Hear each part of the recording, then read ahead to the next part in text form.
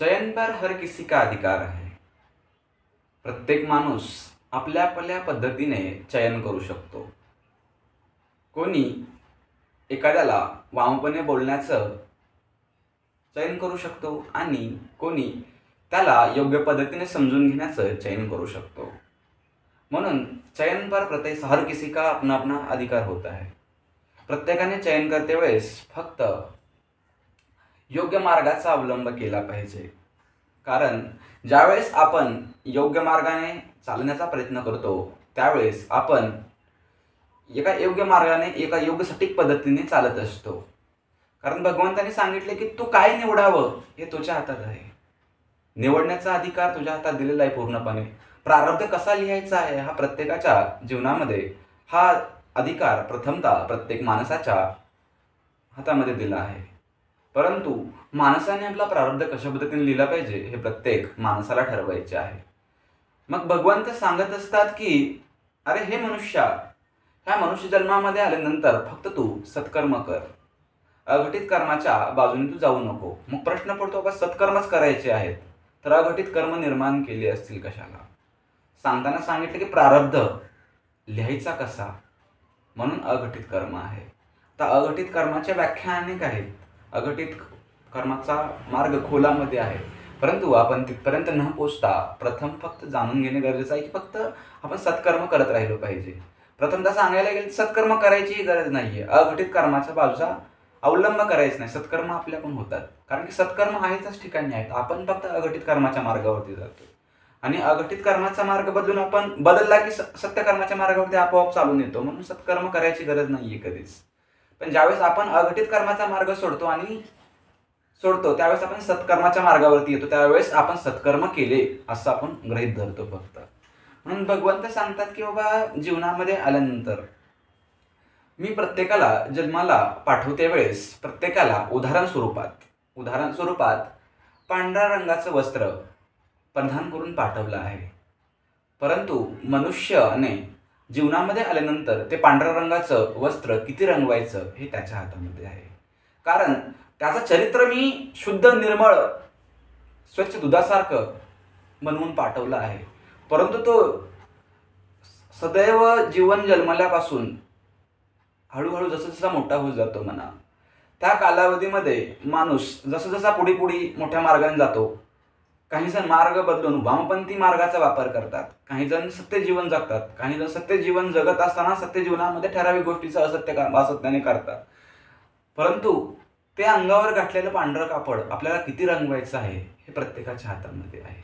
परंतु एखादा मनुष्य आयुष्यभर सत्कर्म करत असेल आणि सत्कर्म करता करता जर त्याच्याकडून कुठलं तरी एखादं अघटित कर्म घडलं असेल किंवा लोकांच्या मनामध्ये अघटित कर्म घडेल अशी शंका जरी आली असेल तरी तो एक काळा डाग त्याच्या अंगावरती असतो।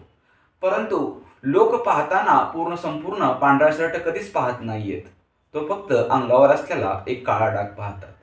मग या ठिकाणी दोष हा त्या व्यक्तीचा नाहीये, पाहणाऱ्या लोकांच्या नजरेचा आहे। कारण की त्या लोकांना काय पाहायचं सांगितलेलं अगोदरच आहे, चयन पर हर किसी का अधिकार होता है, म्हणजे निवडण्याचा अधिकार प्रत्येकाला आहे काय निवडावं ते। त्या लोकांनी निवडलं काय की त्याच्या अंगावरला फक्त काळा डाग पाहायचा आहे। आणि काही जण चांगल्या नजरेने पाहतात, संपूर्ण एवढा मोठा पांढरा शर्ट दिसता असताना जर तुम्ही तो पांढरा डाग पाहत असेल तर तुमच्या नजरेचा दोष आहे।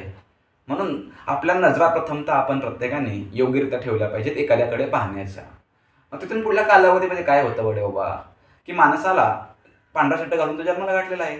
मग माणूस जीवन जगत असतो, जीवन जगताना जीवनाचा प्रारब्ध तो लिहित असतो। प्रारब्ध म्हणजे होऊन गेलेली बाजू असते आणि येणारी पण असते। मग गेलेला प्रारब्ध कसा गेला हे आपल्याला माहीत नाहीये, कारण की माहिती असतं, परंतु येणारा प्रारब्ध कसा येणार आहे ते माहीत नसतं। परंतु येणाऱ्या प्रारब्धाला आपण गेलेल्या प्रारब्धाचा अनुसरण करून योग्यरित्या काय केलं पाहिजे हे प्रथमतः आपण समजून घेणं गरजेचं आहे। कारण की आयुष्यभर माणूस आपलं फक्त सत्कर्मच जोडत असतो, परंतु तो करताना सत्कर्म जोडण्याचा प्रयत्न करतोय, परंतु करताना सर्व कर्म अघटित कर्म करत असतो। काही ठराविक कर्माच्या बाजूने अघटित, काही सत्कर्म करत असतो। परंतु थोड्याच कालावधीनंतर तो एकदा वामपंथी मार्गावरती एवढा वाहत जातो की बोलायचं नाहीये। विचार करायला गेलं तर ज्यावेळेस एखाद्या माणसाचा मृत्यू होत असतो, त्या माणसाचा मृत्यू झाल्यानंतर त्याच्या अंगावरती पांढरं वस्त्र टाकलं जातं. ते पांढरं वस्त्र टाकण्यामागचं कारण काय असेल बरे, हे समजलं पाहिजे प्रत्येकास. विचार करायला गेलं तर भगवंतांनी आपल्याला जन्माला घालते वेळेस पूर्णपणे चारित्र्यवान, चारित्र्यसंपन्न पुरुषाच्या लक्षणास्थव आपल्याला पांढरं कापड परिधान करून जन्माला घातलेलं असतं. फक्त जन्माला घातल्यानंतर ते पांढरं कापड दिसत नसतं, परंतु मग सांगितलं की शुद्ध चरित्र हे शुद्ध आहे आणि तो शुद्ध चरित्राने चालला पाहिजे. मग तो आयुष्यभरामध्ये जे काही सत्कर्म करतो, अघटित कर्म करतो, कारण की एखाद्या वेळेस माणसाकडे नकळत अघटित कर्म होऊन जात असतं म्हणा, त्याच्याही अंगावरती शेवटी पांढरं कापड पांघरून घातलं जातं. ते घालण्याचं कारण की बाबा या माणसाच्या आयुष्यामधून एखादं अघटित कर्म झालेलं असेल तर ते पूर्णपणे चारित्र्यवान आहे असं समजून त्याला योग्य पद्धतीचा मार्गावरती जाण्याचं गमन होत असतं. कारण की मोक्षाचा मार्ग खूप खोलात आहे, परंतु आपण अजून फक्त स्वर्ग पाहतोय. कधी कधी आपण म्हणतो नको तो स्वर्ग, नको तो मोक्ष, परंतु तो स्वर्गही गरजेचा आहे आणि तो मोक्षही गरजेचा आहे. बरोबर आहे, कारण की पुन्हा पुन्हा मृत्यू लोकात येण्याची काहीच गरज नाही. कारण की एका मनुष्य जीवनामध्ये जर एवढ्या अडचणी असतील, अरे एका मनुष्य जन्मामध्ये आल्यानंतर किती विवळात आहे. बाल्यवयामध्ये आई वडिलांना सोडून द्यावं लागतं. जग त्या मुलाकडे योग्य भावनेनं पाहत नाही. तो आयुष्यभर जगाचा ताप सहन करत असतो. लोक त्याला पाहिलं की त्याच्याकडे निकृष्ट भावनेनं पाहत असतात, दया भावनेनं पाहत असतात. कारण की दया भावनेनं पाहण्याचा अधिकार कोणालाच नाहीये, परंतु आपण त्याच्याकडे दया भावनेनं, निकृष्ट भावनेनं पाहतो. त्याला बघितलं की आपल्या मनामध्ये शंका येतात. त्याच्याच जीवनामध्ये बालपण चांगलं जातं, परंतु तो मुलगा ज्यावेळेस एखाद्या वेळेस वयाने मोठा होतो, वयाने मोठ्या झाल्यानंतर तो तारुण्य अवस्थेमध्ये आल्यानंतर तारुण्य अवस्थेमध्ये त्याच्यावरती विविध पद्धतीचे शंका निशंका घेतल्या जातात. कारण की त्याच्या बाजूने लढण्यासाठी अथवा त्याच्या बाजूला उभा राहण्यासाठी अथवा त्याच्या मागे काही जरी घटना चुकीची झाली तर उभा राहण्यासाठी त्याचे आई वडील नसतात. मग तरीही तो योग्य मार्गाने चालण्याचा प्रयत्न करत असतो, तो योग्य मार्गाने चालत असतो. परंतु मागास सांगितलेलं आहे की तो पांढरा शर्ट योग्यरित्या ठेवलेला आहे त्याने, परंतु स्वतःहून लोक लांछनपद त्याच्या अंगावरती एक काळा डाग लावतात आणि त्या काळ्या डागाला एवढ्या वाईट नजरेने पाहतात की त्या मुलाचं जीवन जगणं एक विलक्षण मार्गाकडे घेऊन जातं. म्हणून एवढं दुःख सहन करायची काय गरज आहे. पुन्हा पुन्हा या आयुष्यामध्ये यायचं, पुन्हा पुन्हा या मृत्यू लोकांमध्ये यायचं. बहिणीचा त्रास सहन करायचा. बहीण नाही बाबा जीवनामध्ये, भाऊ नाहीये, बरोबर ना, आई नाहीये, धन नाही. त्या धनाच्या मागे तर का पळावं माणसाने आयुष्यामध्ये आल्यानंतर. प्रत्येक गोष्टीमध्ये, प्रत्येक संकटामध्ये, प्रत्येक आई वडील बहीण भाऊ प्रत्येकासाठी त्याला झुरावं लागतं, नात्यासाठी झुरावं लागतं. तो आयुष्यभर झुरत असतो, परंतु त्याच्या जीवनामध्ये एकही नातं त्याच्या बाजूने योग्य पद्धतीने चालत नसतं. कारण की कुणाच्या ना कुणाच्या मनामध्ये ठराविक शंका त्याच्याबद्दल असतेच. तो योग्य किती जरी असला तरी त्याच्या मनामध्ये शंका ठेवत असतो प्रत्येकजण. म्हणून सांगताना सांगितलं की तवा एखाद्यासाठी तर आपल्याला असतो आणि त्या तव्यावरती प्रत्येकजण भाकरी भाजत असतो. म्हणजे विचार करायला हा भाग आपल्याला घेतला नाहीये, परंतु आपण सांगताना उल्लेख तो केलेला आहे. त्याच्या पुढल्या कालावधीने आपण पांढऱ्या शर्टाचं बोलत आहोत. जसा पांढरा शर्ट, पण हे सांगितलं की पांढरा शर्ट एकदा नाही रंगवला माणसाने जास्तीचा, तो आयुष्यभर सत्कर्म करत राहिला तर तो योग्यरित्या योग्य मार्गाला जातो आणि योग्यरित्या योग्य मार्ग तो अवलंबून पुन्हा पुन्हा या मृत्यू लोकांमध्ये येण्याचा सारास टाळतो आणि भगवंत लोकी निघून तो मोक्षपदे निघून जातो. भगवान परमात्म्याचा मार्ग वेगळा आहे, ब्रह्मदेवाचा मार्ग वेगळा आहे, स्वर्ग मार्ग वेगळा आहे, बरं का.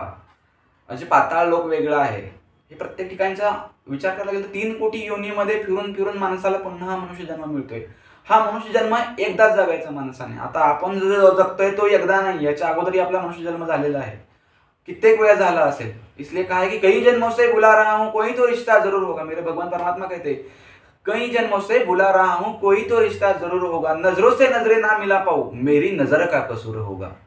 म्हणून सांगतात की भगवंताला आपण कधीच नजरेनं नजर मिळवून भिडू शकत नाही, बोलू शकत नाही, कारण की आपल्या नजरेचा दोष आहे प्रथमतः. म्हणून माणसाने प्रथमतः आपल्या नजरेतील दोष कमी करून प्रत्येक माणसाकडे सख्य भावनेने योग्य भावनेनं पाहता आलं पाहिजे. कारण की कुठलाच मनुष्य पूर्ण पद्धतीने अयोग्य नसतो किंवा योग्यही नसतो. फक्त पाहण्याची नजर आपली असते की बाबा त्याकडे आपण कुठल्या दृष्टिकोनातून पाहावं. कारण की भगवंताने आपल्याला जन्म दिला म्हणजे आपलं काही ना काही अस्तित्व असणारच आहे ना. कारण की प्रत्येकालाच भगवंताने जन्माला घातलेला आहे. आणि प्रत्येकाच्या बाजूने भगवंत असतात. म्हणून सांगताना सांगितलं की साधारण पशु पक्षी, वेली पाने, फुले डोंगर, मनुष्य जीव या प्रत्येकामध्ये ब्रह्म आहे. आपण ब्रह्म जाणण्याचा प्रयत्न केला पाहिजे. परंतु आपण भ्रमामध्ये राहतो, प्रत्येकामध्ये निसंशय भावनेनं पाहतो. परंतु निसंशय भावनेनं न पाहता आपण त्याच्यामध्ये ब्रह्म पाहिला पाहिजे, भ्रम नाही. म्हणून चालत राहतो. मनुष्य आयुष्यभर जगत असतो, काही अघटित कर्म करत असतो. मग तो मनुष्य जीवनामध्ये आल्यापासून ह्या संपत्ती कमवण्याच्यामध्ये, माणसांमध्ये माणुसकी टिकवून ठेवण्यासाठी, नातीगोती टिकवून ठेवण्यासाठी, जे पुन्हा त्याला विचारत पण नाहीत एका वेळेनंतर, त्याच्यावरतीच लोक संशय घेतात की आता बोलताना चांगलं बोलतात आणि पुन्हा लगेच त्याच्याविषयी निंदा करतात. तो निघून गेला की त्याच्याविषयी निंदा करतात. पुन्हा पुन्हा त्याच्याविषयी चांगली भावना, एखाद्या वेळेस क्वचित चांगली भावना ठेवतात, पुन्हा पुन्हा वाईट भावना ठेवतात. हा त्यांच्या नजरेचा दोष आहे. परंतु त्यांच्या नजरेच्या दोषामुळे आपल्या मनामध्ये वाईट परिणाम निर्माण होतात आणि आपण वाममार्ग निवडतो.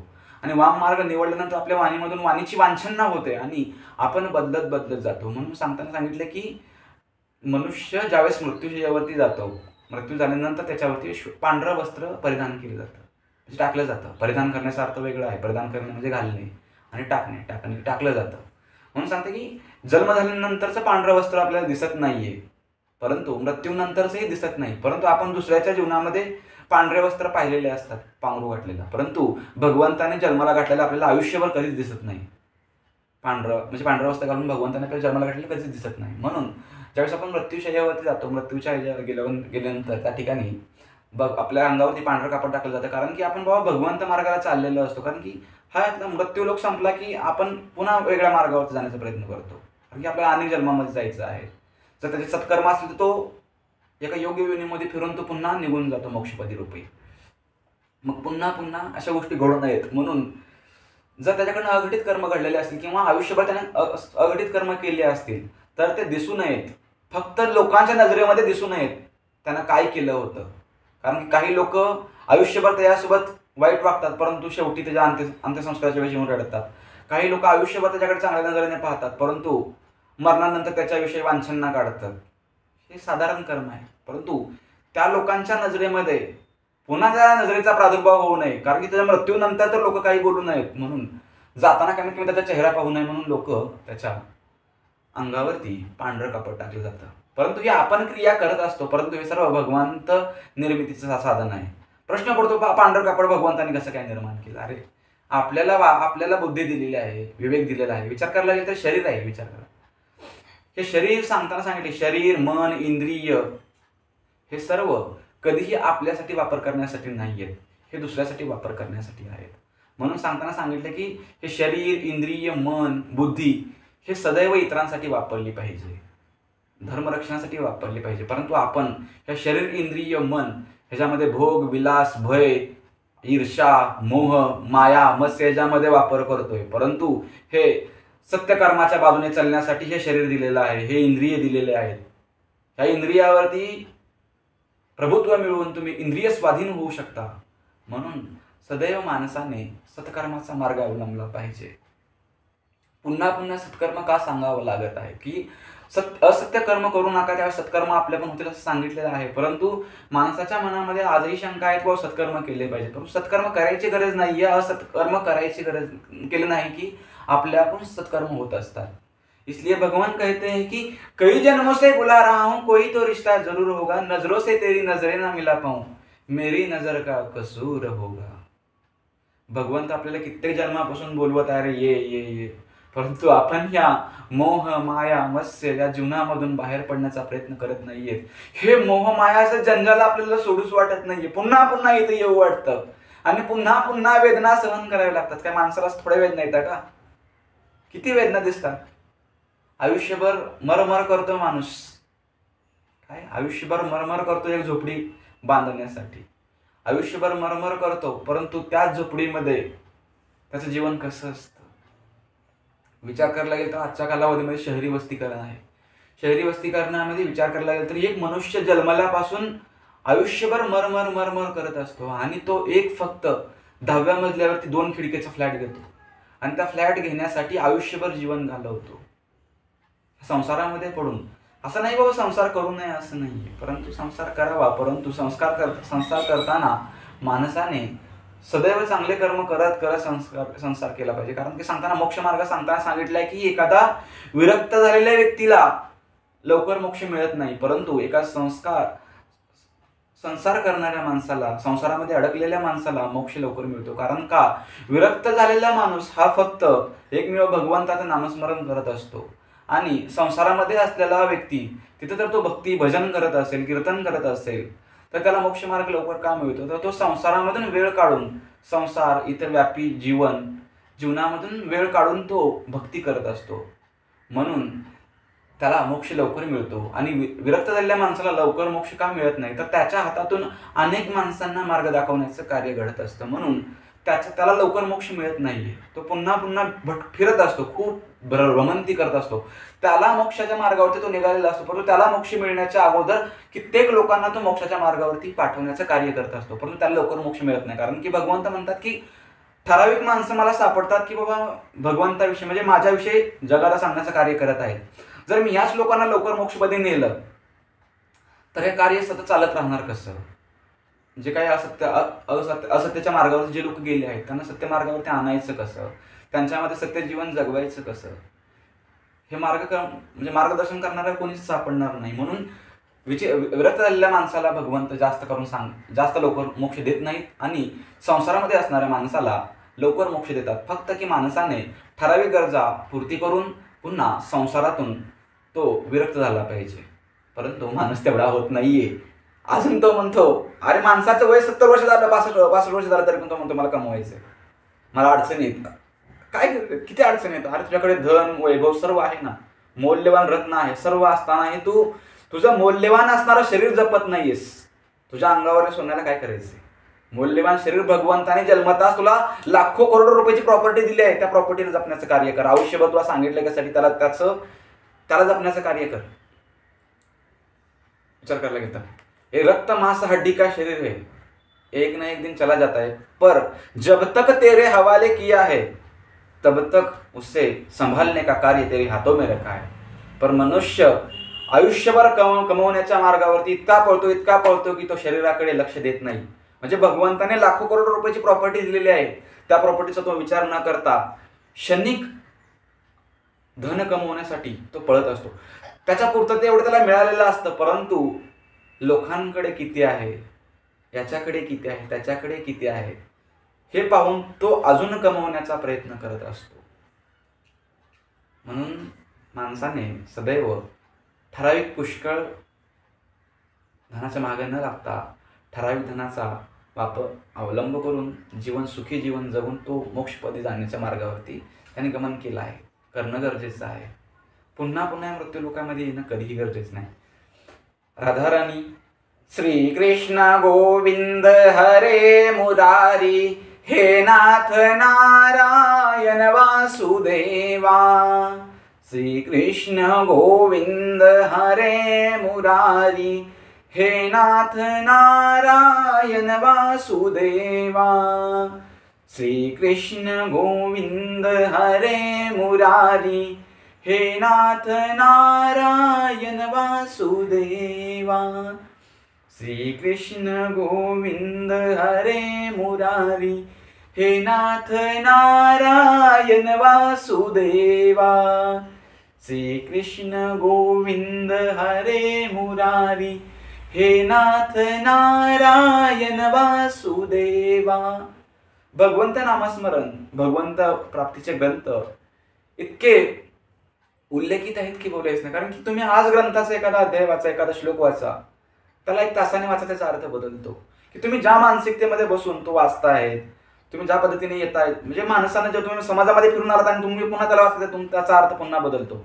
ओवी तीच आहे, ग्रंथ तोच आहे, श्लोक तोच आहे, सर्व तेच आहे, अध्याय तोच आहे, परंतु त्याचा अर्थ का बदलतो म्हणून सांगितलंय की कुठलाही ग्रंथ मनुष्याने कधीही म्हणू नये की बाबा मी पूर्ण वाचून मला समजलं आहे.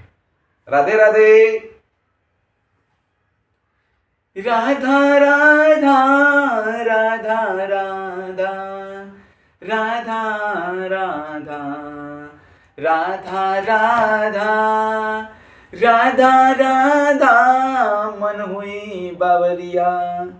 राधा राधा राधा राधा राधा राधा हो मोर राधा राधा, राधा राधा हो मोरे बज राधा राधा, राधा राधा, राधा राधा, राधा राधा, राधा राधा, राधा राधा,